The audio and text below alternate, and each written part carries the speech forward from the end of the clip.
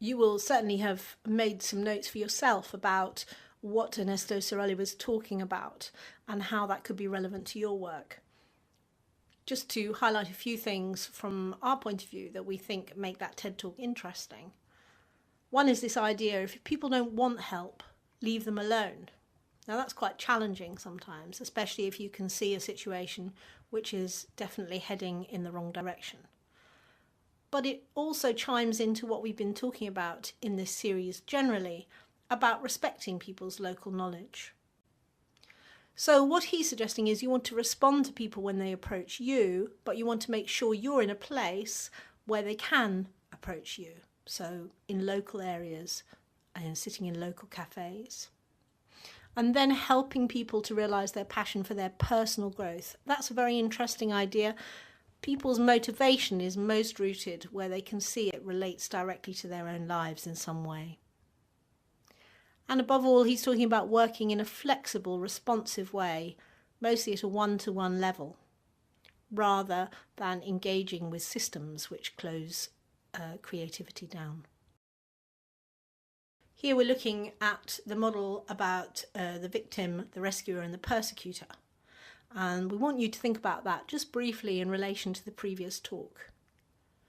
Cerulli started off with an absolutely scorching indictment of people who turn up full of good ideas and ready to impose them on other people. In some senses, talk about being the rescuer in that situation. I'm coming to rescue you from your poor knowledge of agriculture. And what's interesting about this triangle is that it's really easy to slip around those corners of the triangle. Before you know it, you become the victim because people realise you're trying to rescue them and turn on you. So stay alert, keep detached, keep respectful, and you'll avoid the dangers of falling into this particular cycle.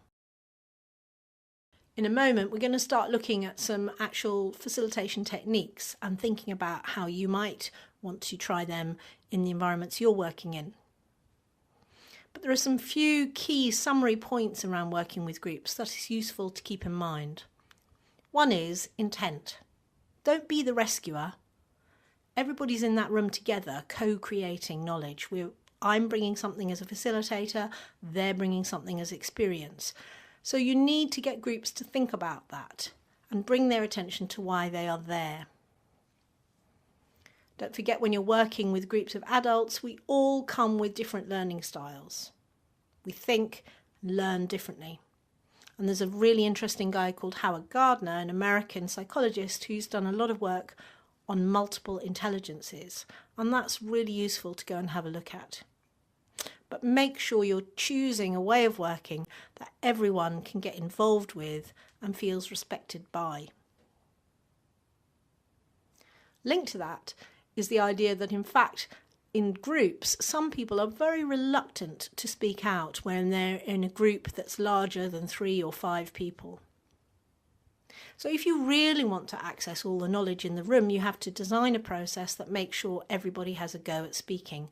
And it's for that reason that we always divide our learning environments up so that we might have pair groups, threes, sometimes whole group discussions. So think about that. And above all, keep the energy up. As the host of the meeting, for example, if you're calling a meeting, you have to watch the temperature, the airflow, the sense of whether people have got enough energy. So change the pace of what you're doing, keep them moving, physically moving, perhaps even from group to group.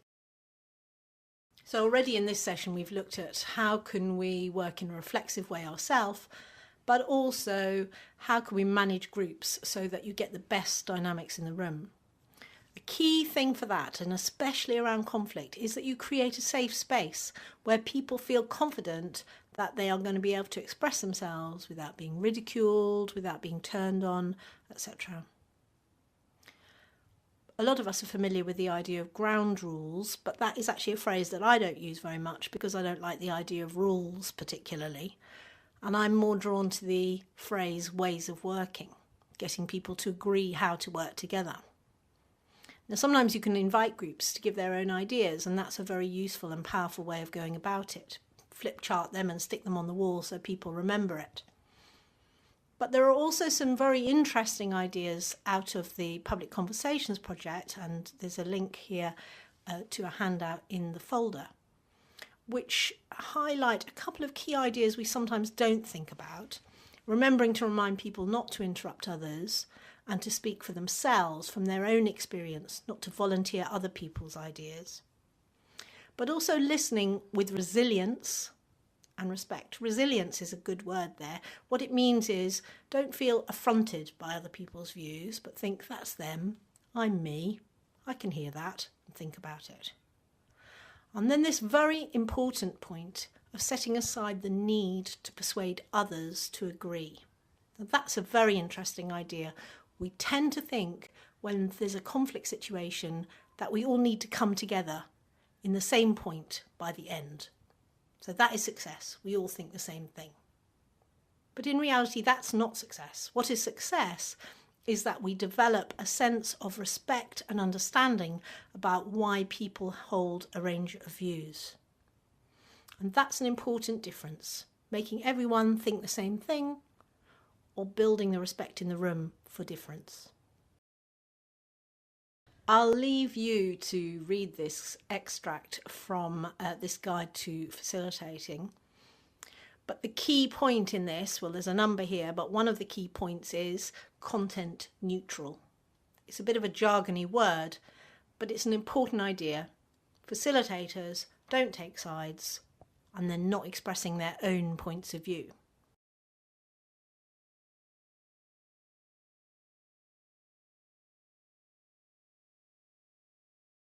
We're going to move on now to look at different models of working with people to hold group conversations.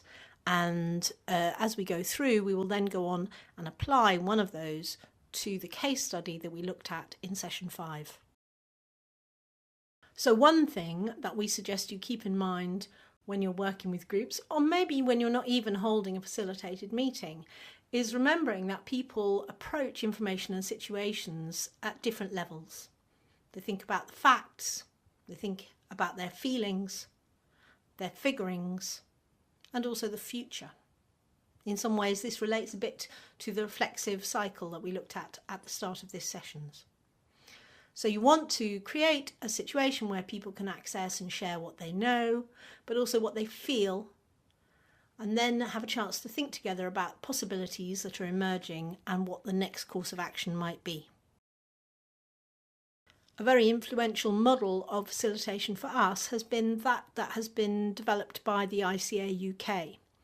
They are a very participatory organisation, and they run excellent training up and down the country if you're interested in accessing it.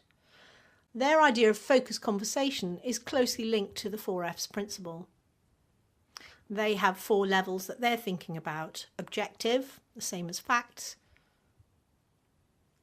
relational, the same as feelings; interpretive, like figurings; and decisional, like the future. They use these conversations in order to build group solidarity, perhaps teamwork, but they're really also good, their approach, for understanding difference in the room, being respectful, getting everyone involved, and getting to the point. A very important part of facilitation. Do not leave things hanging. People have to see some future coming from their contributions if they're going to stay fully involved. On the next slide, we'll look at how we can apply these ways of working to a case study, but there's also a handout in the folder that you can go to with more detail. When you're using focused conversation, the facilitator is holding, if you like, the room, and it's important to be well prepared beforehand about how you're going to do that, what are the issues that might arise, but also when you're using focused conversation, thinking about all the different questions that you can ask the group to answer. On the previous slide, we outlined how you're going to go around that group in turn, asking them individual questions. When you've got a topic that you want to address directly, you need to make those questions linked to the topic. So here, applying the focused conversation to our session 5 example, and that's the conflict between residents in a street and young people. The facilitator would, for example, explain the process and then play a 3-minute audio clip of local young people that has been recorded talking about what they think about the situation. Everybody listens to that and they're asked to make a few notes to jot down phrases that jump out. And then when the facilitator goes around the room, they ask everyone a simple question in turn, but they change the question as they go round so that you move through the different levels of 4F thinking.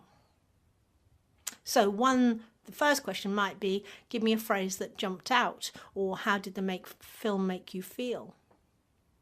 But as you go on further on, it might be, what new ideas did you hear suggested by the young people, and how do they make you feel about the future?